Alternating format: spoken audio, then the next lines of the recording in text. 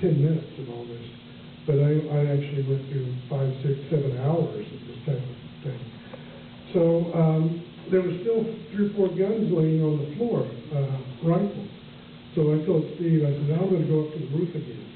And so I grabbed them, made my way up the roof, crawled over to the pile of boards, and shoved one under there.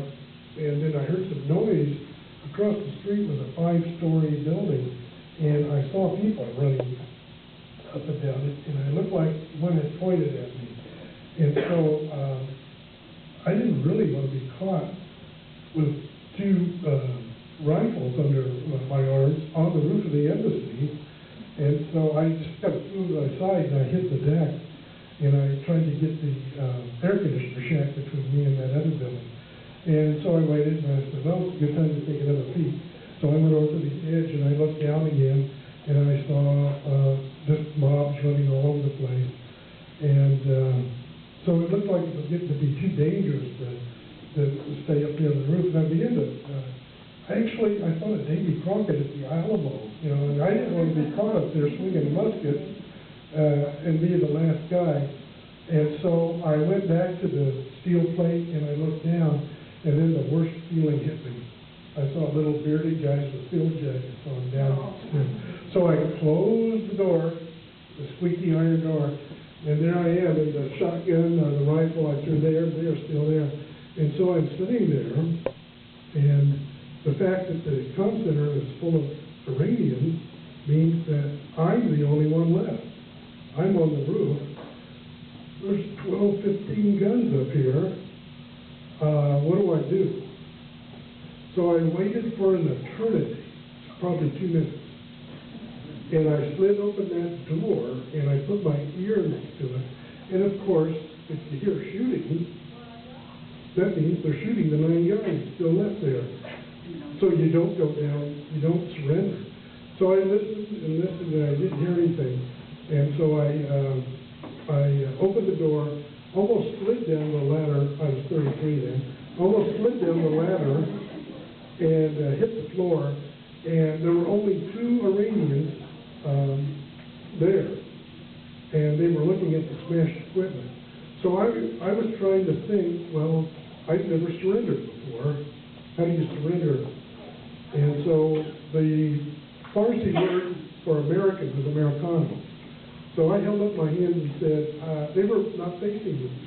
And at the time, I was very dark complected because of the cyanide, and I had this big mustache, and I looked more Iranian than I looked American. And so I'm standing there, and these guys are looking, and I'm saying Americano. The other women at the time of surrender gave me, the Iranian women gave me all of their jewelry, and because of the rapid inflation, they have U.S. $100 bills. They didn't have Iranian reals. So I had roll after roll of $100 bills in this pocket.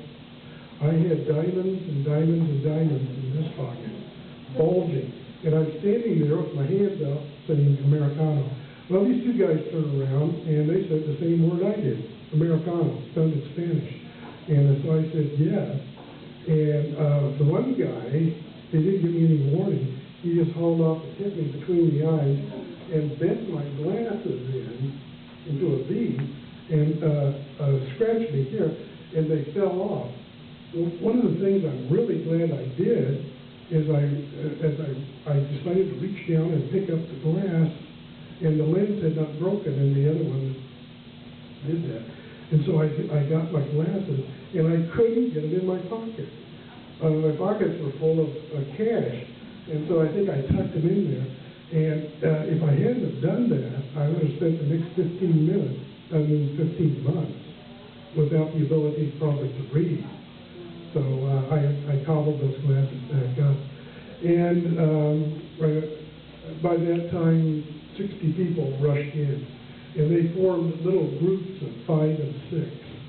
And they would kick and punch me in each group. I would get shoved from one group to the next. I'm not a really very good fighter. I was fortunate enough during my 2 assignments to Thailand to get a black belt in Taekwondo. And one of the most important things I learned was defense.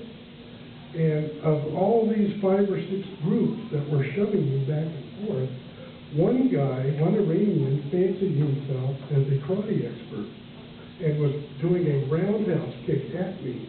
And he actually kicked a couple of his buddies. And so being in the center of the comm center was terrible because I couldn't watch the group behind me. And I was getting really funny punches from everywhere. And I was doing more ducking and dodging, and I discovered that this guy was using so much space to kick me that I would fight my way to the corner. So I fought my way into a corner simply because nobody was behind me. And I brought the karate expert with me.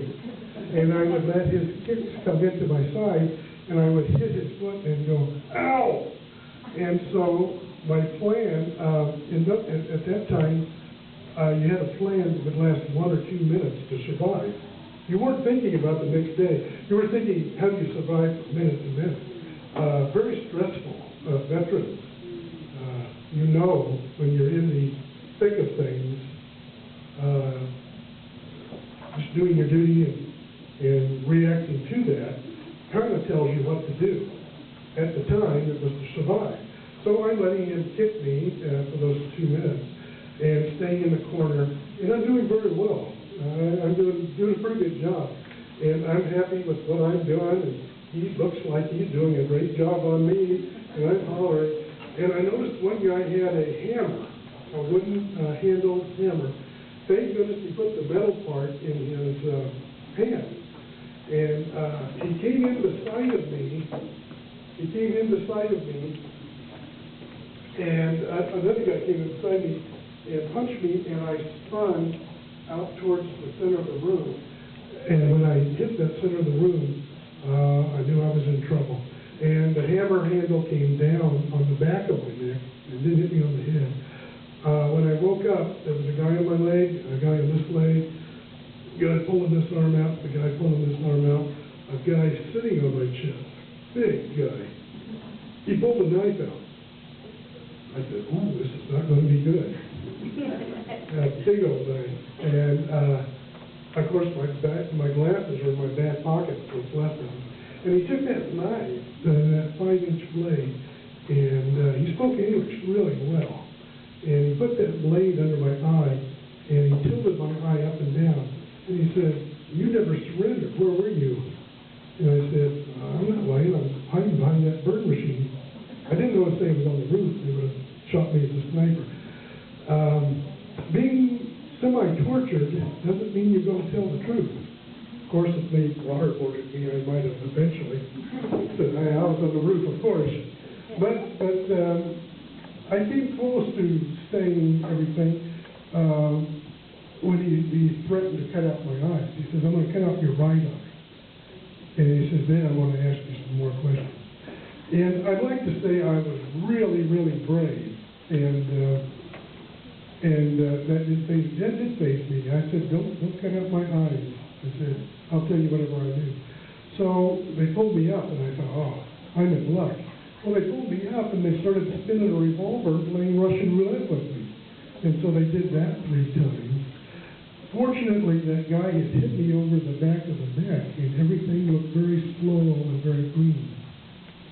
So the first day goes on and on and on, and then we're locked up, and I'm moved to 19 different locations. 8 guys died of Delta Force in April 25th, 1980. Operation Kiowa, they collided C-130s and choppers in the desert. I met some of the guys that survived that, and they told me what happened out in the desert. I was fortunate, my wife and I went to Arlington Cemetery a year for the 25th anniversary of their death. And I met the people that were in charge at that time, lots of military people, and Sam Donaldson and all kinds of news people were there. I put a flag by one of the monument next to the people that died, the astronauts that died in the blow-up of the Challenger. There's one last story that I think that I'd like to tell you, because I mentioned so many gruesome things. We did all kinds of things to break the monotony. A number of us had scurvy from lack of vitamin C. It's really a weird feeling to go like that and wiggle your molars, because they could pop out. So one day in prison, I spent, out of these 19 moves, I spent 7, 8 months in a dungeon. And so in the dungeon, one time they brought in, there were 4 of them, they brought in 4 oranges. This is my last story. And so I got my orange, and this was quite a thing. The other guy, first guy, ate peelings and all. And so I said, and the other 2 guys ate theirs. And I said, hey, I still got mine. And I kept mine for a week. And I played catch with it. And I kept mine for a month. And then I kept mine for 2 months. And then orange got a little smaller and smaller. And it got to a golf ball size, and it went dark brown. It was like a bullet. It was so hard. I couldn't, of course, eat it. So